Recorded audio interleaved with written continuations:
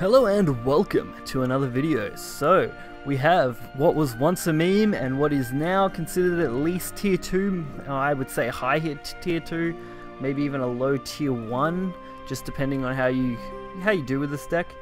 But for me, very successful. I played a lot of it last month in particular, and a lot of it at the start of this month, which has been absolutely crazy. So, we got the Lord Atomy, the auto meme deck basically. So of course, 1-drops plentifuls. You want lots of decent 1-drops. Having 15 of them works out quite nicely. The Staircase to Paradise is just an amazing card. I wouldn't be surprised if it sees a nerf in the future. I don't know how they'd go about that, but it is absolutely crazy, especially when comboed with some really nice cards. Of course, Frozen Mammoth, another amulet which works great, especially since most amulets won't be cleared, especially ones with good death rattles. Or last word, sorry, my mistake. Anyway, of course, you're just comboing that with a bunch of other last word followers and anything that can be pumped out early. Things like Haunted House allow you to trade off things while keeping your board steady. Also, you can play the Lord himself, Atomy. Other than that, the Deathly Tyrant's taking advantage of the fact that you're going to be generating shadows like mad and being a great way to end a game off quickly while putting big threats on board. You can also just use it as a straight 3/3, and with an evolve you got a 5 damage, which sometimes will easily give you game. Other than that, one of the few new cards you will see, I'm not even going to attempt to pronounce that, but Beautiful Peacock. Anyway, last word draw a card is its base, and then the evolve gives every card in your hand last word draw a card, which is absolutely crazy if you pull it off on a good hand, which when you've got triple soul, triple demon eater, and triple paradise, your draw engine is absolutely crazy. Other than that, you're just looking to spawn things, generate shadows, and just generally push for board control and absolutely stomp your opponent with big threats early. If you're really lucky, Lord Atomy turn 3. Otherwise, on average, I find turn 4 is when this card gets played the most. So we'll get right into some gameplay and check it out. So I believe most of these games are relatively quick in regards to most things. I mean, we are running a deck that can play an 8/8 on turn 3, sorry, in most cases, and turn 4 quite consistently. We start off with a good hand, I would say, other than not having Atomy, you know, double 1-drops and a 2-drop. Can't really go wrong with that.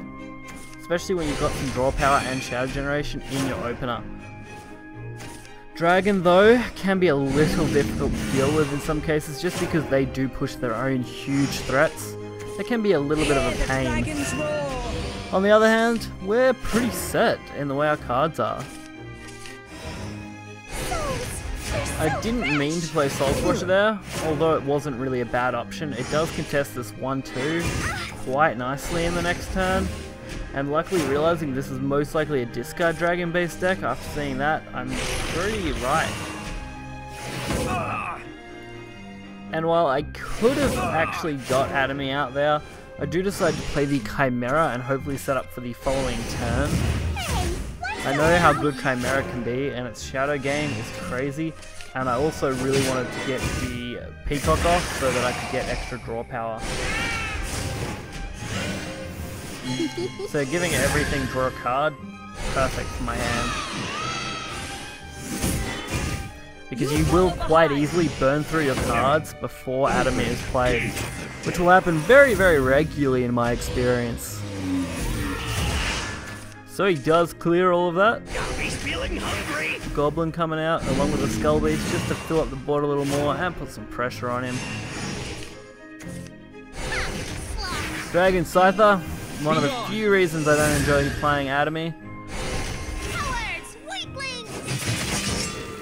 But we do have Frozen Mammoth. We do draw another Atomy, which is just perfect. Honestly, we couldn't have asked for a much better draw there. We can absolutely draw cards, play it out, get our damage in, and generate some more shadows. I mean, why not? They're the kind of plays that you want with this deck. We basically get to draw, I think, 4 cards? Yeah, 4 cards from that one play. There's no one else I'd rather They give up pretty easily. Turn 5.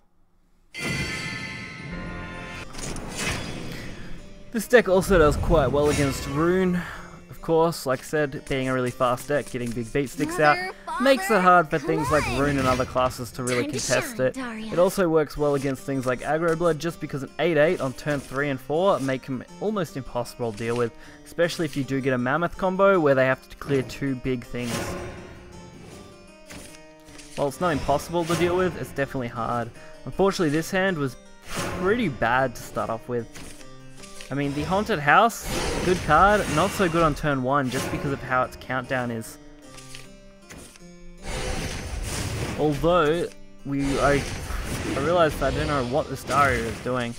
Normally, if I see that, I think Earth Rune, but lately I've been seeing a lot of D-Shift decks and even hybrid decks that have been mix and matching different Conjuring cards just to pull off extra draw power, so sometimes I wonder just what they could really be playing here. Luckily, Lurching Corpse still doing its job. We have double Lord, and we actually have a decent chance to play out this. So I mean, worst case, I could play Demon Eater, Soul Conversion, you know, draw a couple cards. That would have been worst case scenario. But now we've actually got a best case scenario. I get to draw a couple cards, I get to remove the Earth Sigil from the board basically, and I get to play Lord all in one turn, while also proccing a Mammoth. I'm coming for you. Couldn't ask for a much better play, honestly. I'm stuffed. I'm coming. Plus, we also get that couple of damage in. These are the kind of plays that you want to see.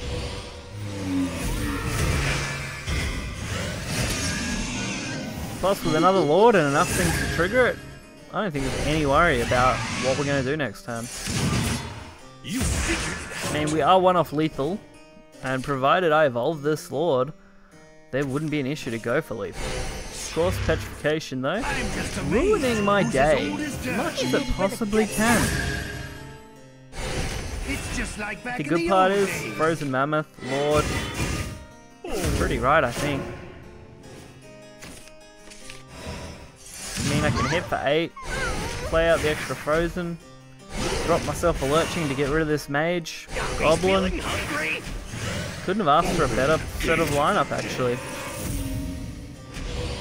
Don't even need to use the Evolve here, because no matter what, it's going to pretty much threaten. Okay, sure. Which it does, just that. And now I've included a very short one against Blood, just to show how quick this deck can actually be in just rendering an opponent absolutely dead. This is one of the quicker games I have with this deck. Sometimes you get a really crappy hand, other times you draw absolutely amazingly and you get some plays like these. So we start off with what I'd consider average to bad hand. I mean, draw power, that's good. Getting Skull Beast, awesome.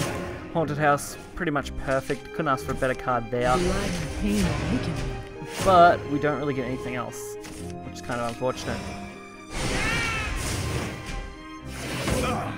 So now all we have to do is draw a 1 or 2 drop, and we have Lord on turn 3. And thanks to Haunted House, we actually get to get a couple of damage in while also killing off this Vania. Plus the draw power is awesome. I couldn't have asked for a much better lineup of draws. I mean, the mulligan wasn't good, but those draws were absolutely perfect. Spot on for what you want. And considering I'm pretty sure this is Aggro Blood, being able to get an 8-8 out on turn 3 pretty much guarantees you victory. I can't think of anything that will actually kill this that easily. I seem to have A couple of draws would have been alright. Setting up, and an easy win. So hopefully you guys enjoyed this video. If you did, you'll find the deck list in the description below, or you can just look at it here on screen. It's really up to you.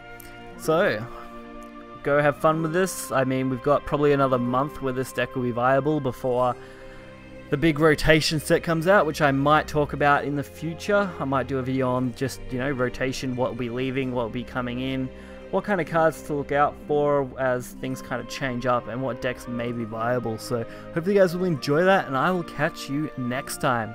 See ya.